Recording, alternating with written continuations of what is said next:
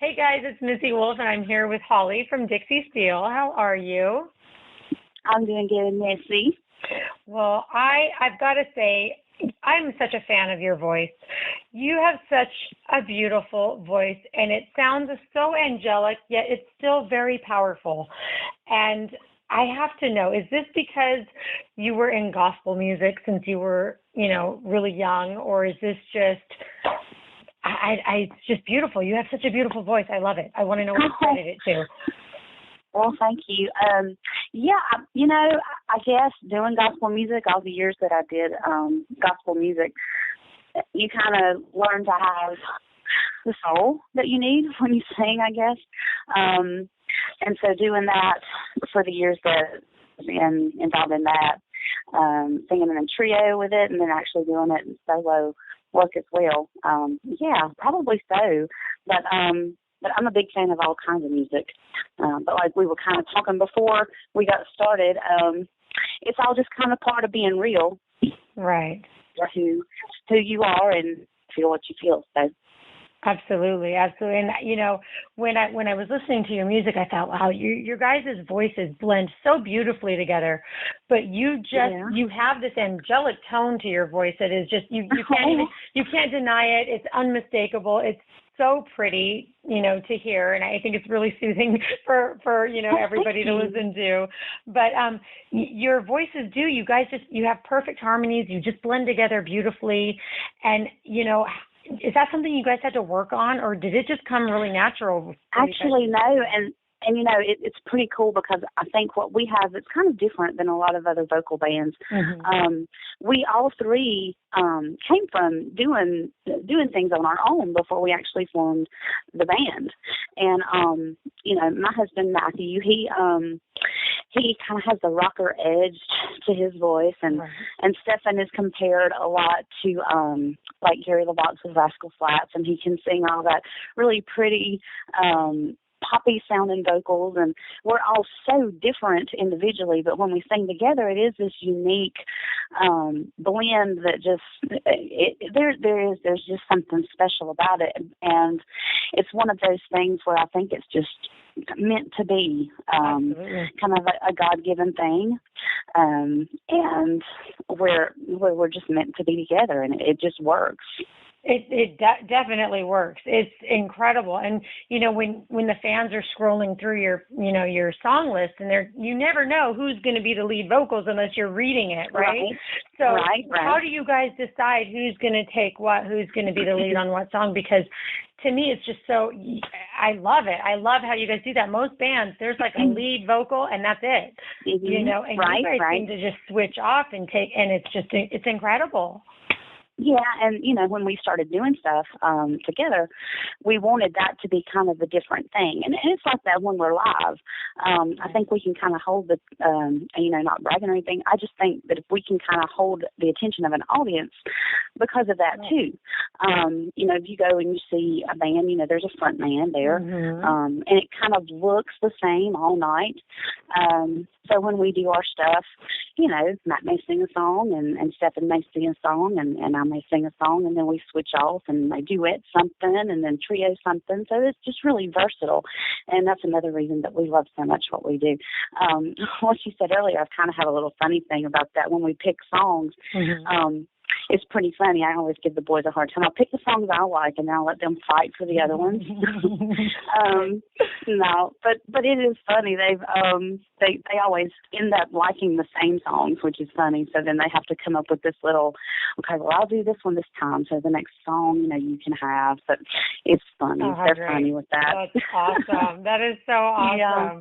Now, your husband, Matthew, he's been singing since he was 8 years old. How old were you when you started singing?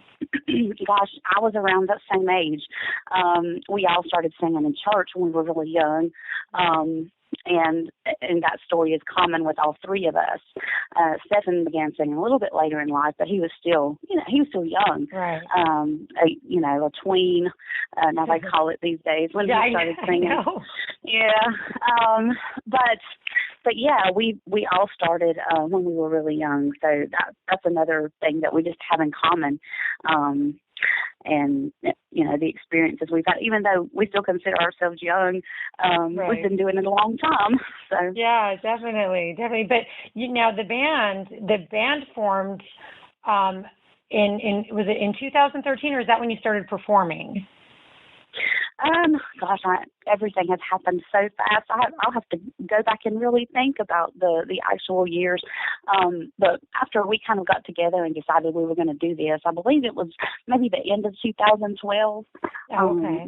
We started recording our CD, and then it was released, I believe, or officially released. You know how that goes. Right. You'll have it done, and then you kind of have to wait to have that official release date. Right, exactly. I think it was officially released in April, maybe, of that next year.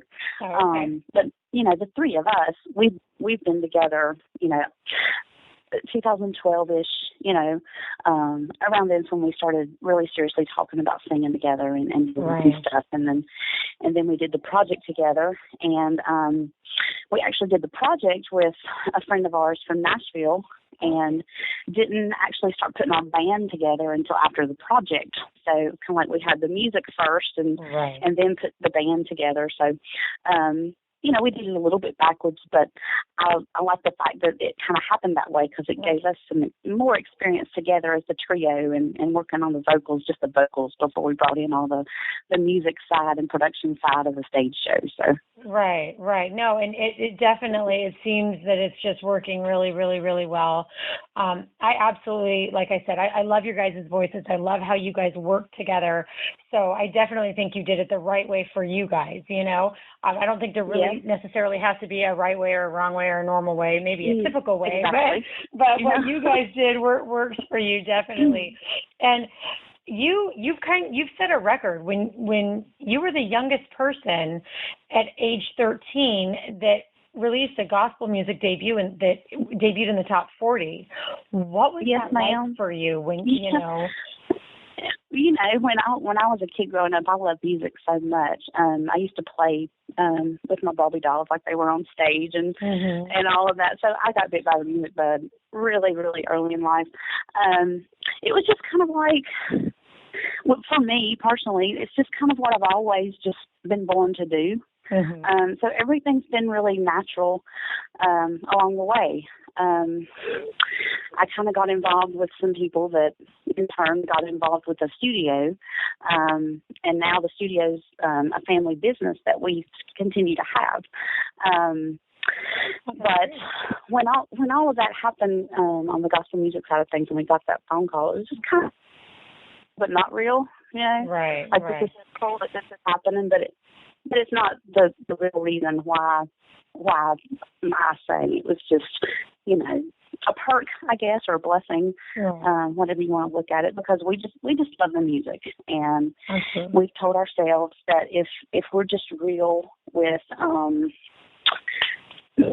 what touches us, and then in turn trying to convey that to our audiences, regardless of if we just continue to play in the clubs that we're playing in now, or if something better comes along, that's just a blessing, because we're doing what we love to do, and the goal is we just want to do that for a living.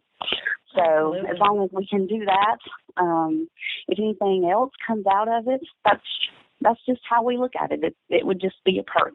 So, right. So we're just happy doing music.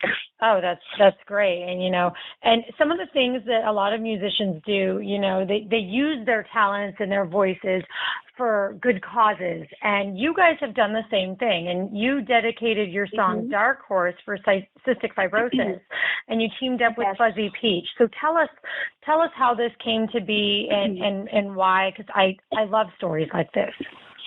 Well, it was kind of on a local level here. We were working with a local promoter at the time, and she had this small business consulting agency, and she was helping us with like some branding and our logo stuff and T-shirts in the beginning when we were first starting. And she had a friend whose daughter had cystic fibrosis, and they were doing a benefit for her at a local yogurt shop of all things. Right. And asked us if we would come and do a few songs that the little girl really liked on music. And we had already recorded Dark Horse and some of that stuff. And the little girl was like, this is my favorite song. And the more that, you know, I saw her story and, you know, I looked at the words to the song and I was like, gosh, you know, this really fits what she's going through. And that day, we learned so much about the disease. And I think being singers and, you know, having to rely on the breath and supporting your notes and, you know, the technical stuff behind, you know, when you learn to sing, you know, the right way, the things they teach you to do. And then hearing the statistics and the things about, you know, when she breathes, it's literally like breathing through a straw. It just made us, I guess, appreciate it more than just a regular person would. Right. Having to use so much of your breathing, your lungs for what you do. Right. And so that just became very close to our hearts. And after we did that, we decided, you know, look, we need to try to make people more aware of this disease. You know, for this little girl, and it's not one that you hear about very often, but it's very real, and there's a lot of kids, especially that struggle with that. Right. And so that's how that all came to be. And then, you know, we just picked the song Dark Horse because the lyrics were so close to kind of what we were feeling at the time, just kind of starting over in a new kind of music with a new group of people and kind of being looked at as the Dark Horse ourselves. But then, you know, when her story came along, I was like, this is why we did that song. So, you know, everything kind of comes back around. Well, and I'm sure little Madison and her family just absolutely were so appreciative to you guys for doing that. You know, I'm sure that had to just mean so much to them, you know, and especially because she loved that song. Yes, ma'am. We still keep in touch with them quite often, and about that song, even maybe try that out. You know, when we're something like that, sending that out to radio and things like that, and I've teased with her mom, and I'm like, if anything ever happens with that song, she's got to be in our video.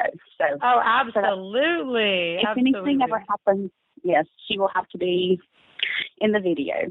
I'm sure that she would absolutely love that. And we need to make sure that this happens. We need to promote this for you guys, and we need to help any way that we can to make sure that happens, because she deserves that. That'd be great. That would be so awesome. Oh, it would be. And something else that I think is really awesome is you guys are planning a free fan concert celebrating 10,000 Facebook fans. Now, that is one of those milestones that I love to ask people about, because that has got to be an incredible feeling. You know, I mean, everybody else on Facebook who's just, you know, there, they have so many friends, whatever. But when you have that many fans, people that are watching you and clicking you and following you, and what is that like?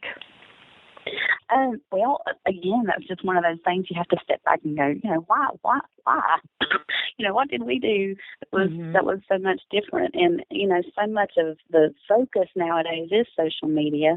Right. And, you know, we're just going to keep pushing and keep saying, hey, if you like this, share this with somebody else and try to get to 20. And, exactly. You know, but yeah, it's very humbling. It's, you know, and it's always interesting to hear from different people and hear the stories of how they found the music. You know, just the era we live in, it just amazes me how things can travel like they do. And definitely. So yeah, it's amazing. It's awesome. The online media world is huge. And, you know, I talk about this a lot with so many people, because they, you know, it's so huge, you know, the YouTubers, you know, these people that are getting movies that you don't even know who these people are, but they're YouTubers, and they have such a huge following with our younger generation. Right. That's what they watch. They're watching, you know, Netflix, and they're watching, you know, YouTube, and they're, you know, doing things on Instagram. And, you know, so the stuff my daughters come home with, I'm like, well, where did you hear that? Where is that at? I haven't heard, you know. Yeah. It's not just all the top 40 anymore. It's great. You know, we have 3 kids, and our oldest one's 12, and she's into all of that too. Right. But yeah, we don't even have regular. Just honestly, we don't even have regular TV at our house anymore, because they stay on Netflix and YouTube. Exactly. So, that's what I have here. I think that's definitely what it's going to. So. Yeah.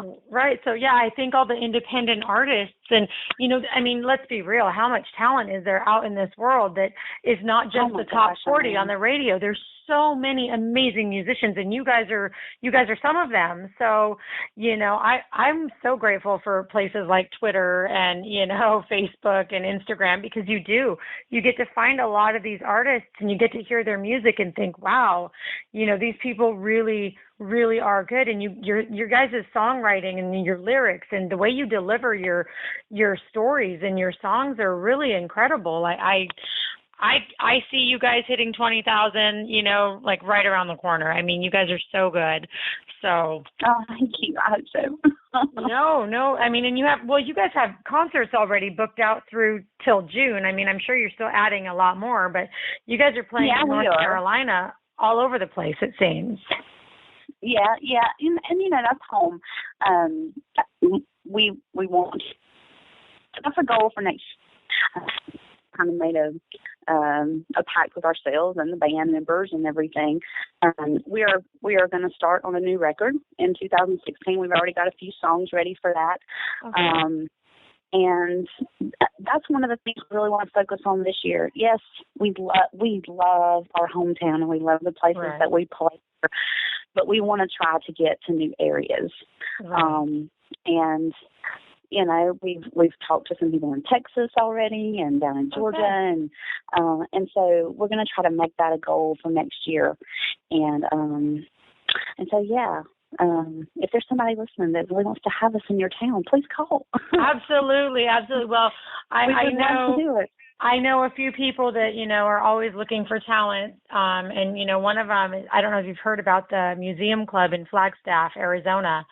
Look them up. They're great. They've had a lot of great acts go through there. I will definitely pass them on your information, because you guys really are very good. And I know that you would have a ton of fans, all over. So I will definitely do my part as well to help promote you. Everybody at Center Stage loves your music, and, especially after talking to you. And, I love connecting with people, and you're just so real and so fun and easy to talk to. And your guys' heart is in the right place. And I just think that that's, in today's world, that's so important, that you guys can connect with fans and be real. And you do it quite well. And we're just excited to see where everything takes you. And we're just going to sit back and watch and help promote when we can. And it's pretty great. So yeah. Thank you so much for taking the time to talk with me today. And I know you have your family there, so I'll let you get back to it. And, we have Thanksgiving around the corner, so have a great, wonderful Thanksgiving. All right, thank you, Missy. No problem. And we will talk to you soon. Keep us updated. If there's any news that you want to share with us at any point, let us know, and we'll make sure everybody on our site knows as well. Okay, that sounds awesome. All right. Well, you guys take care. Tell Matthew we said hello, and have a wonderful week. All right. Thank you, Missy. Thank you. Bye-bye. All right. Bye-bye.